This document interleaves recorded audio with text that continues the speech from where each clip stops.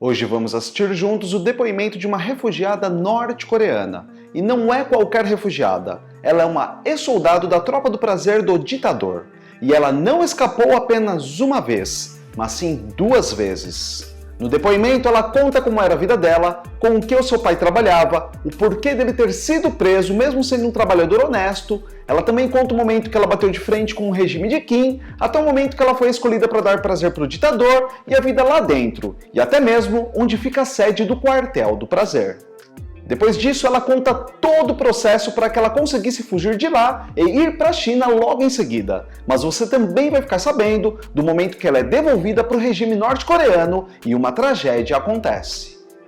Depois que a gente ver o depoimento dela, vamos assistir juntos uma entrevista com um comunista brasileiro ao podcast Inteligência Limitada. Ele é fã do regime norte-coreano e afirmou que a Coreia do Norte não é desse jeito que esses refugiados dizem. Por causa disso, peço que durante o vídeo você vai falando em quem você acredita mais e o porquê. Fala se você acha que essa refugiada é verdadeira ou se o que o comunista brasileiro fala se trata da realidade. Primeiro vamos começar com o depoimento dela. E uma novidade muito legal que a gente está trazendo aqui é que não vou colocar mais aquelas legendas chatas para ler. Eu usei um recurso de inteligência artificial que já traduz o que ela fala pra gente. Então ajuda a gente, assiste até o final sem pular nenhuma parte, para o YouTube divulgar essas informações para mais gente, tá bom? Mas antes de continuar esse vídeo, se você ainda não é inscrito, não perca tempo. Se inscreva aqui, vale a pena, eu te garanto. Deixe seu like para o YouTube recompensar o núcleo da Terra e se você curtir muito esse conteúdo, ajude o nosso trabalho clicando em valeu. É muito, mas muito obrigado pela força de sempre.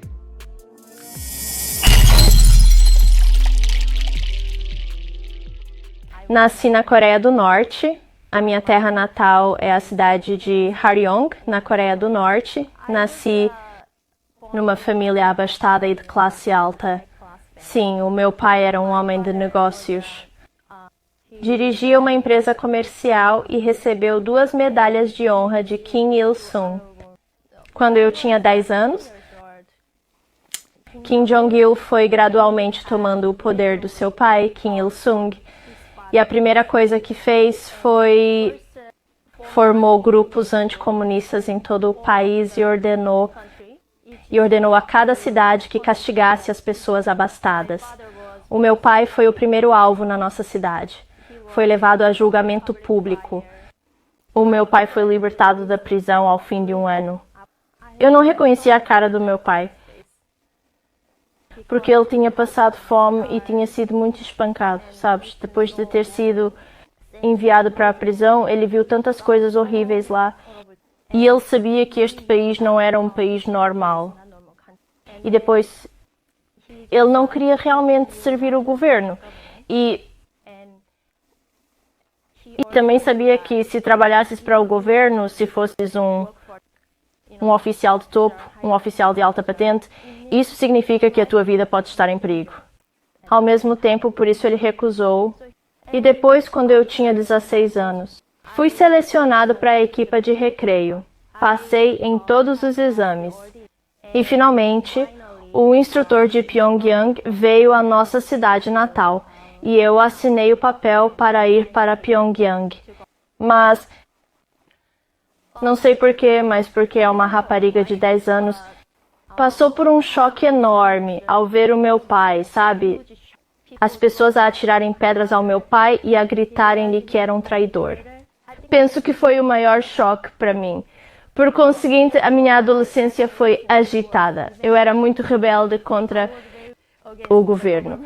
Por exemplo, sempre que era apanhado na rua, levavam-me para a investigação e, sabes, pensava para mim próprio que era a única forma de mostrar a minha raiva ao governo. Pois é, na altura quando o meu pai soube que eu tinha sido selecionado para o Esquadrão Laser, não ficou contente com isso. Mas acho que ele estava muito preocupado comigo e os oficiais de Pyongyang, depois de eu ter assinado o papel, disseram-me que a partir de agora tens de tomar conta de ti, pois, não andes com outras pessoas. Assim que entrei na vila, oh meu Deus, as instalações eram tão luxuosas. O estilo de vida do governo é luxuoso e, sabes, e eu senti-me como, oh meu Deus, estava completamente isolada de qualquer vida fora da vila. A vivenda ficava na montanha. Senti-me tão só e senti que estava na prisão. Eu era um espírito livre antes de vir para a vila e não conseguia lidar com isso. Por isso, fugi da vila. As fronteiras foram bloqueadas por 400 soldados e oficiais inteligentes. E oficiais inteligentes procuravam-te por todo o lado. De repente, tornei-me num fugitivo e criminoso. Foi nesse momento que percebi que não havia esperança para mim neste país e que não tinha remédio. Por isso, decidi fugir para a China. Para a China, precisava de passar o posto de guarda. Por isso, estava no carro do general, na bagageira. Sim, para passar o posto da guarda. Os meus amigos e também os soldados, eu tinha muitos amigos lá, por isso eles ajudaram-me a passar o posto da guarda. E assim, sim, escapei para a China em segurança. Soube pelos meus amigos que as pessoas capturadas na China e mandadas de volta para a Coreia do Norte, mas eu não sabia. Por isso, depois de ter sido capturado na China e depois de 6 meses, não sei o que fazer, sabes? As pessoas que passaram pela experiência de serem para a Coreia do Norte dizem: oh, vou levar isto, mas eu nem sequer levei dinheiro. E mandados de volta para a Coreia do Norte. E uma vez cheguei à Coreia do Norte e, oh meu Deus, senti que já tinha experimentado a liberdade. O meu caso era diferente, pois era perseguida por soldados e oficiais inteligentes, por isso estava tão assustada.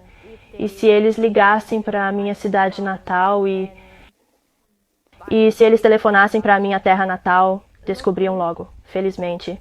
Felizmente não tenho segurança para os meus familiares, não posso mencionar a cidade, mas tive sorte porque os meus familiares eram procuradores gerais nessa cidade. Por isso fui libertado rapidamente. E o meu pai e os meus familiares viram-me e ficaram chocados com o meu aspecto. Porque eu tinha o cabelo pintado de vermelho alaranjado. E depois vestia roupas elegantes.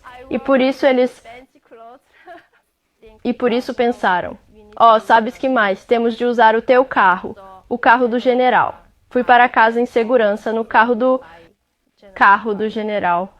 Por isso acho que tive sorte.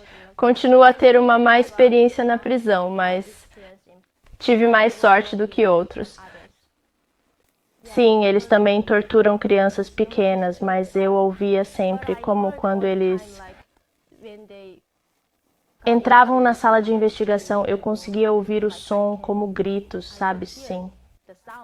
Foi uma experiência horrível para mim e nessa altura apercebi-me de que o meu pai costumava contar-me a vida na prisão quando ele estava na prisão e a experiência dele foi pior do que a minha. De qualquer modo, cheguei a casa em segurança, mas o problema é que não podia sair. Tinha de ficar em casa a toda hora. Então liguei ao meu pai. O meu pai, preciso de fugir para a China. Ele ficou sem palavras. Não disse nada durante alguns minutos. E ele disse: eu sabia. Sim, podes fazer qualquer coisa neste país. E então ele disse. Ele levou-me para a fronteira. Ajudou-me a atravessar o rio Tumen. Passado um ano, a minha família também fugiu para a China. Por isso, sim, estivemos lá durante 3 anos. Na China, sim, todos juntos? Sim, e tivemos, de facto, algumas oportunidades de ir para a Coreia do Sul. Mas na altura queríamos ir para o ZEA, mas na altura os ZEA não aceitavam norte-coreanos como refugiados. Por isso estávamos apenas à espera e o meu pai estava farto de esperar. Disse: preciso de ir para a Coreia do Sul. Que eu precisava de ir para a Coreia do Sul Por isso a minha mãe e o meu pai deixaram a China primeiro e ele disse-me a mim e a minha irmã que vos levaria para a Coreia e que voltaria em breve para vos levar para a Coreia. China, ele partiu em busca de liberdade. Estávamos à espera que os meus pais regressassem, mas não sabíamos que essa era a última palavra do meu pai. Ele nunca voltou para nos vir buscar. O meu pai, durante toda esta viagem, para procurar a liberdade, morreu no Laos e foi enterrado no rio Mekong. Foi uma altura muito difícil para mim e para a minha família. Disse a minha irmã que nos devíamos ir embora. Devíamos ir para a Tailândia e emigrar para os Estados Unidos. Bem triste o depoimento dela, né? Você acredita que ela seja mesmo uma refugiada? Eu particularmente acredito, mas tudo pode acontecer nesse mundo. Então é importante que vocês deixem o seu ponto de vista. E agora vamos ver o que diz o especialista em comunismo e fã declarado do regime da Coreia do Norte. E mais uma vez eu peço que você assista a tudo, para que o YouTube leve essa informação para outras pessoas, tá bom? Valeu mesmo pela força! Coreia do Norte, as casas são diferentonas ou tipo normal? São casas. Tá. Aí o pessoal falou assim, isso é foto de jogo e tal. Então as pessoas ficam um pouco assustadas. Foto de jogo. É. Vilela, as pessoas Eu não ficam... cometeria esse erro de pegar foto de jogo, né? É, cara. Putz, né? Pois é. E as pessoas no Brasil ficam revoltadas porque os norte-coreanos distribuem casas para as pessoas. As pessoas ficam isso é uma outra coisa também que eu não sei se encerrou esse assunto, eu posso falar sobre. Não, vamos indo. Vamos indo. Depois já reparou que eu também falo 1 milhão de coisas ao mesmo tempo. Né? Eu lembro que você tem que falar lá, já esqueci. Da marcha. Depois, da marcha, tá. Outra coisa que falaram aqui também sobre a Coreia, o pessoal que foi lá como turista. Ali, olha, ele achou a casa. Pronto. Essa casa que não existe, essa casa. É Minecraft, né? É Minecraft, exato. Paquito. Essa é a foto da inauguração. É óbvio que tá, tipo, tudo super organizado. Só que aí depois eu postei a foto das pessoas entrando. Tem vídeos. Tá. Vilela, tem vídeos das pessoas. E o pessoal insistindo que essas fotos são mentira, né? E aí eu recebi muito ódio por simplesmente dizer que o povo da Coreia construiu para si um estado que consegue providenciar casa Isso é o quê? Gente. Seria interior também? É casa do interior. É? São casas do interior. É só isso, gente, uma casa. E que falaram aqui também sobre a Coreia, sobre você poder mudar, viajar livremente no país, ou era isso, né, Paquito? Isso. Viajar livremente ou pedir, eu quero, por exemplo, cansei de morar aqui, quero morar em outro lugar. Se tem essa mobilidade ou é o Estado que controla tudo isso? Você sabe como? Não é que o Estado que controla, mas você tem um processo de solicitação que geralmente não é difícil. Eu quero ficar perto do meu pai que mora... Não, beleza, vá. Acontece que, como eu estava dizendo do planejamento urbano, que eles têm todo um cuidado, não é assim. Há uma preocupação de grandes concentrações, então existe sim um controle do Estado em relação a isso, mas é coisas que geralmente, digamos, é quase que simbólica. Você solicita e essas coisas andam e são atendidas. De novo, vê o documentário Meus Irmãos e Irmãs do Norte, que tem uma moça... Você encontra... inclusive sobre isso tem que dar Meus Irmãos e Irmãs do Norte. Foi legendado pela KFA do Brasil. Mas tá no YouTube, por exemplo? Não. Olha só, o YouTube derruba toda hora por causa dos direitos autorais, né? Mas se você pesquisar na KFA, você encontra lá no site deles... Esse documentário, tá? Tá legendado em português. A KFA, quando eu falo KFA, é a Associação de Amizade Brasileira com a Coreia, né? É um pessoal que faz um trabalho bem legal também de divulgação. Um grande abraço a eles, assim, estão nessa trincheira aí junto com a gente. Aí nesse documentário, a repórter fala assim, mas se você quiser mudar de trabalho? Que ela tá falando com uma moça que trabalha numa indústria têxtil. E se você quiser mudar de trabalho, porque a menina queria ser jogadora de futebol e foi trabalhar numa fábrica. Ela, mas por que isso e tal? E a garota, é só eu achar um recrutador, que é uma pessoa que administra ali os pedidos de emprego, e ele vai me dar um emprego onde eu quiser. Aí a repórter, a documentarista fica até um pouco assim. É desse jeito? Tem também um vídeo interessante que é uma menina sul-coreana que sai pelas ruas de Seul, que é a capital da Coreia do Sul, perguntando para os sul-coreanos o que eles acham da reunificação. Aí tem uma resposta maravilhosa, que é um jovem que fala assim, eu gosto muito da ideia da reunificação, porque pelo menos na Coreia do Norte eu teria um emprego. Que o cara tá desempregado. Caraca, é sério. Pois é. Então sério. As pessoas têm trabalho na Coreia. E esse lance de poder viajar pelo país livremente? Pode-se viajar. Você Posso pegar meu carro e ir pra onde eu quiser. Carros norte-coreanos não tem muitas... trem e assim, aí ônibus. sim, trem, sistemas públicos Tem férias? Sim, as férias geralmente são dadas pelo Estado. Normalmente né? no final do ano, meio do ano? Não, vários períodos, vários né? períodos. O Estado tem construído cada vez mais o que eles chamam de instâncias, né? Instâncias termais, balneários. Isso, são férias para os trabalhadores. Então, a semelhança com o que acontecia na União Soviética. Se você for encontrar, tem um vídeo do Marcelo Taz, maravilhoso. Marcelo Taz já visitou a União Soviética. Aí, né, tem lá ele no Azerbaijão, se eu não me engano. Aí ele encontra lá um cara, ele pergunta pro cara: o que você está fazendo aqui na praia do Azerbaijão? O cara: o Estado me deu aqui uma casa para passar as férias, eu estou aqui com a minha família na praia. É mais ou menos isso que acontece na Coreia, né? Você tem lá os lugares para qual as pessoas vão para passar férias. Eu tô falando mais dessa coisa de me deu na telha de conhecer tal cidade, posso ir... Sim, talvez seja um processo um pouquinho mais demorado do que aqui. Hotel, por exemplo, ficar tem, lá. claro, tem sim. Mas realmente, existe entre as cidades uma preocupação de que não existe uma grande concentração numa área. Então, não é que existe limitação. Existe um controle, mas não é um controle também no sentido de que você não pode entrar aqui. Só existem procedimentos que são seguidos. Eu tenho que ter um planejamento, eu não posso dar na telha e ir. Isso, exatamente. Tá. Mas você vai conseguir fazer isso. Se você quiser, você simplesmente vai. Tá. Entendeu? E em relação a bebida alcoólica, cigarro, drogas, como que tá lá? Drogas não, mas bebidas alcoólicas e cigarro... Não, drogas é controlado lá. Não, eles não têm boas... Eles têm leis muito rígidas sobre as drogas, né? Mas curiosamente a maconha não é criminalizado na Coreia. Sério? Mas é porque, na verdade, eles usam a cannabis, né? Para medicinal e também para se fazer fibra de tecido, né? Que se faz isso. As pessoas geralmente não fumam. Aí todo mundo fala na internet: a maconha é liberada na Coreia. Não. É liberado, mas calma, o cânhamo, a cannabis e tal, beleza. E bebida alcoólica e cigarro, por exemplo? Como bem pra caramba, fumam pra caramba. Bebê também? Muito. Mas tem bar? Tem, eu passei na frente de uns que eu fiquei assim, não acredito que isso é a Coreia do Norte. Um bar na noitada de Pyongyang. Normal. Eles têm uma bebida que eles chamam de soju, que é uma bebida fermentada, creio que de arroz. Provavelmente. E muito típica de lá, que é uma delícia. Mas você compra soju aqui vai na Liberdade, você encontra soju, Só que é uma bebida bem assim, que você vai lá e você acha ela docinha, tranquila, só que você começa a beber e fala que assim, tô legal. Aí em algum momento... Todo o álcool que estava lá faz sentido em um momento. E você... Exatamente. Entendi. E eu vi, o soju é uma coisa que o Estado também dá como forma de pagamento.